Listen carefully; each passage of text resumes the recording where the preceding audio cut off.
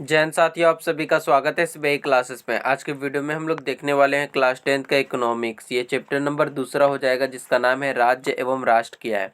इस वीडियो में मैं जितने भी क्वेश्चन लाया हूँ वो सारे एग्जाम में आ चुका है, इसलिए वीडियो को अंतिम तक जरूर देखना। पहला क्वेश्चन दिया गया है, भारत में किस राज्य की प्रति व्यक्ति आय सर्वाधिक है? बिहार, पंजाब, हरियाणा या फिर गोवा। तो पहला का जो सही आंसर है ऑप्शन डी हो जाएगा, गोवा। अगला क्वेश्चन है, वर्ष भर में किसी देश में अर्जित आय की कुल मात्रा को क्या कहते हैं? प्रति व्यक्ति आय, औसत आय, राष्ट्रीय आय या फिर इनमें से कोई नहीं। तो दूसरा का सही आंसर ऑप्शन सी हो जाएगा, राष्ट्रीय आय कहते हैं। अगला क्वेश्चन है, 1921 में सरकार द्वारा गठित राजस्व आयोग के अध्यक्ष कौन थे? इब्राहिम रहमतुल्ला या फिर जे.एम.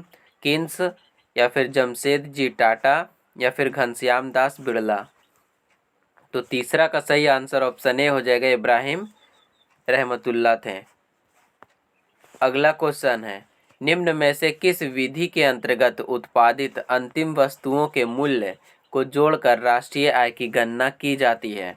आय विधि, व्यय विधि, मूल्य योग विधि या फिर इनमें से कोई नहीं। तो चौथा का सही आंसर ऑप्शन सी हो जाएगा, मूल्य योग विधि। अगला क्वेश्चन है, भारत की राष्ट्रीय आय का सर्वप्रथम अनुमान किसने लगाया? महात्मा गांधी, जवाहरलाल नेहरू, सरदार पटेल, दादा भाई नौरोजी। तो 5 का सही आंसर ऑप्शन डी हो जाएगा, दादा भाई नौरोजी ने लगाया था। अगला क्वेश्चन है, भारत के सकल घरेलू उत्पाद में किस क्षेत्र का योगदान सर्वाधिक है? कृषि क्षेत्र, औद्योगिक क्षेत्र, सेवा क्षेत्र या फिर इनमें से कोई नहीं। तो 6 का सही आंसर ऑप्शन सी हो जाएगा, सेवा क्षेत्र।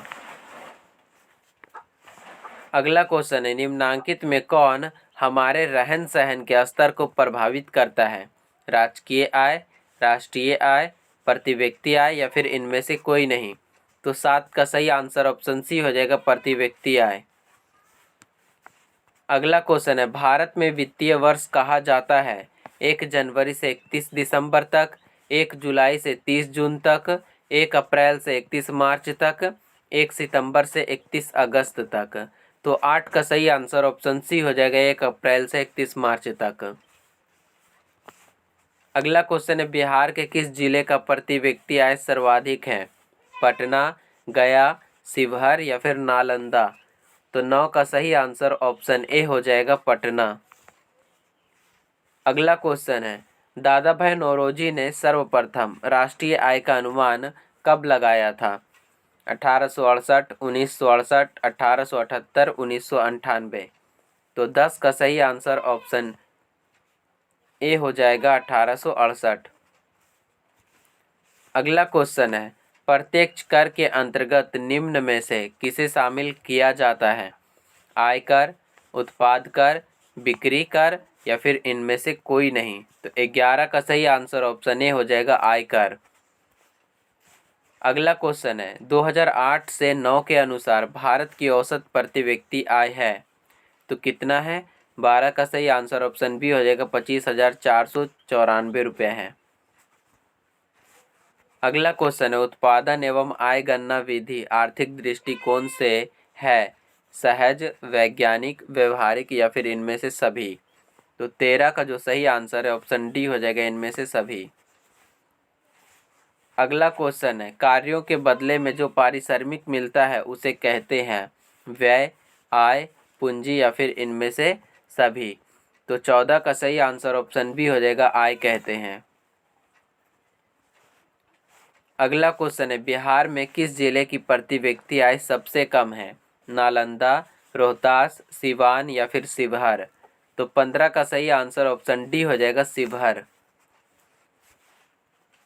अगला क्वेश्चन है, बिहार की अर्थव्यवस्था में प्राथमिक क्षेत्र का मुख्य अंग है निर्माण, कृषि, परिवहन या फिर व्यापार। तो 16 का सही आंसर ऑप्शन बी हो जाएगा, कृषि। अगला क्वेश्चन है, बिहार में प्रति व्यक्ति गरीबी में गुजर रही है तो कितना गुजर रही है? 17 का सही आंसर ऑप्शन ए हो जाएगा, 41.4%। अगला क्वेश्चन है, योजना काल में भारत की औसत वार्षिक विकास दर रही है 3.5%, 4.2%, 6.5% या फिर 7%। तो 18 का सही आंसर ऑप्शन बी हो जाएगा 4.2%।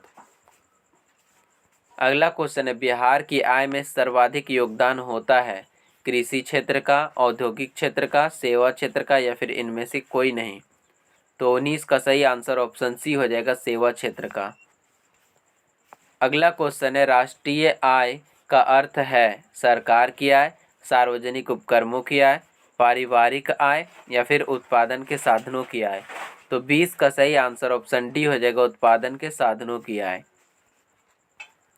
अगला क्वेश्चन है, राष्ट्रीय गणना का आयाम नहीं है मौद्रिक उत्पादन, सकल राष्ट्रीय उत्पादन, शुद्ध राष्ट्रीय उत्पादन या फिर सकल घरेलू उत्पादन।